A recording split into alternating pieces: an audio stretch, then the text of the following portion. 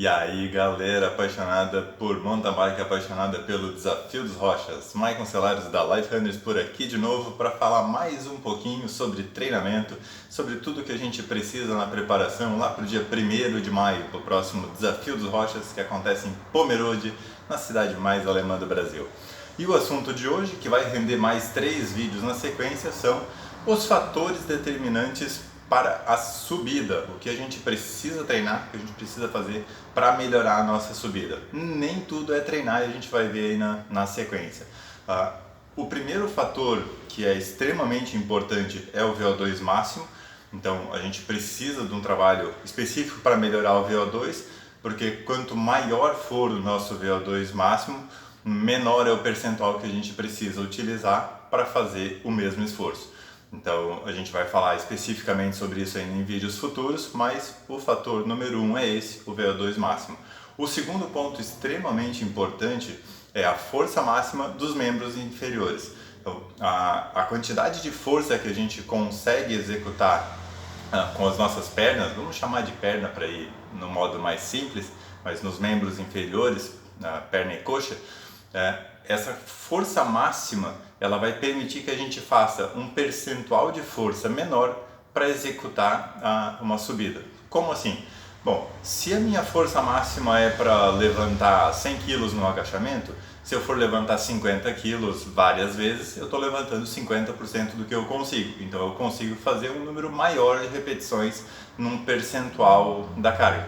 Se a minha força máxima for de 60 kg, levantar 50 kg eu não vou conseguir muitas vezes, porque é um percentual muito alto daquilo que eu tenho de capacidade máxima. Então, para que a gente consiga executar bem uma subida dentro de um percentual nosso da força máxima mais baixo, é importante que a gente consiga aumentar a nossa força máxima e falaremos sobre isso, como treinar isso também em vídeos futuros.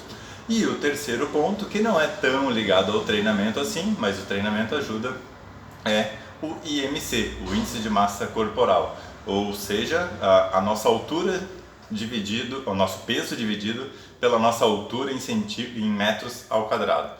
Não precisa aí fazer a conta, tem vários sites que colocar IMC vai pedir peso e altura lá e ele vai calcular, mas a regra básica é: quanto menor for o IMC, ou seja, quanto menos pesado for, melhor vai ser o seu desempenho em subida. Porque tudo aquilo que a gente precisa carregar para cima faz aumentar o nosso esforço. E aí, no caso do mountain bike, a gente tem um fator importante também, que é o equipamento nessa questão.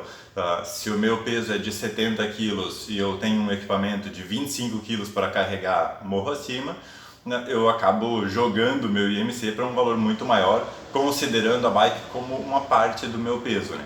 Então, nesse ponto, o equipamento é extremamente importante, mas vamos lembrar que é bem mais fácil tirar 1 kg do corpo do que 1 kg da bike. Às vezes, tirar 1 kg de uma bike acaba sendo um pouquinho mais caro, né?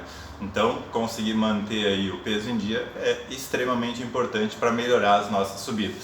Faz diferença no plano também? Faz, mas na subida a diferença é gigantesca. Então, esses são os 3 fatores principais no desempenho em subida: IMC baixo, ou seja, ser leve. Segundo, VO2 alto. E terceiro, força máxima alta.